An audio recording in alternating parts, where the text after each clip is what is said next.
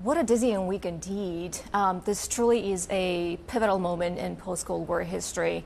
And I think it's safe to say that the call between Trump and Putin was truly unexpected. It has ended the U.S. and Western policy more broadly of trying to isolate Russia for its full-scale invasion of Ukraine and not holding a direct line with Putin. What happened in the aftermath of that call is that Trump has put Ukraine, but also Europe, in a fairly precarious position. What has emerged over the past few days are signs of what Trump is more likely to do in Ukraine, which is putting the burden on Ukraine rather than pressuring Russia to end this war. Do you think that was an unintended consequence of this phone call? I think it was intended, right?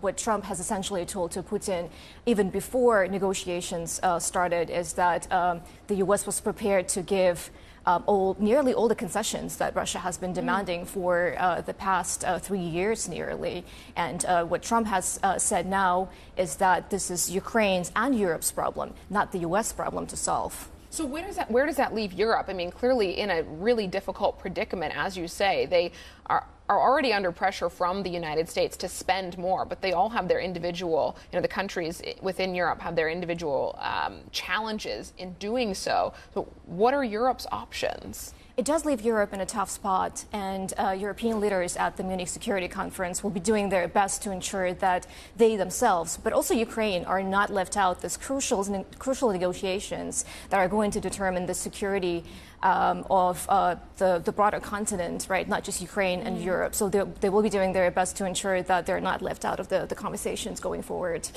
And what might this peace plan look like that the Trump administration may be presenting to the security conference? Well, so far, the signs and signals that we have seen from the Trump administration have been quite divergent, right? So you had Hegseth in Brussels, who said that you should not expect, Ukraine should not be expecting a return to pre-2014 borders, that Ukraine would never join NATO.